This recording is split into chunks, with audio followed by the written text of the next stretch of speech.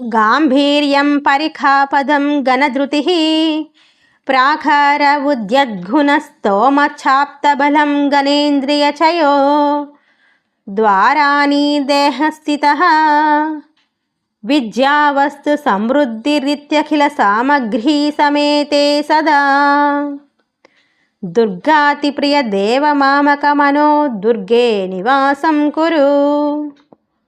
తాత్పర్యము: దుర్గాదేవికి మిక్కిలి ప్రియమైనవాడా, ఓ మహాదేవ, మహారాజు తన యొక్క కోటకి చుట్టూ కందకము, ఎత్తైన ప్రాకారము, ఆప్తులైన సైన్యబలము, గట్టి ద్వారములు కలిగి ఉన్నప్పుడు, అందరితో సభ నిండుగా ఉన్నప్పుడు తన కోటకు ఏ విధమైన భయమూ లేదని, అందులో హాయిగా నిర్విచారంగా నిర్భయంగా ఉంటాడు.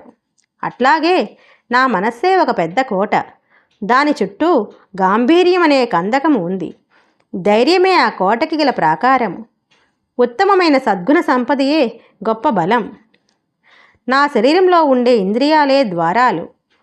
పరమశివజ్ఞానమే సమస్త వస్తు సంపదగా నా మనస్సనే కోటని ఉంది.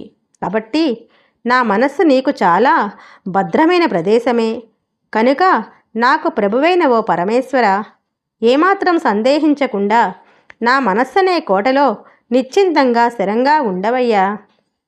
భగవంతుడు మనలోనే ఉండాలంటే మనకి ఉత్తమ గుణాలు, భగవచ్చింతను, ఆయన పట్ల నమ్మకము, ధార్మికమైన బుద్ధి, ధైర్యము అనేవి ఉండాలి. అవి ఉంటే ఎక్కడో ఉంటాడు అనుకున్న భగవంతుడు మనలోనే ఉంటాడు. ఇందులో మాత్రం సందేహం లేదు.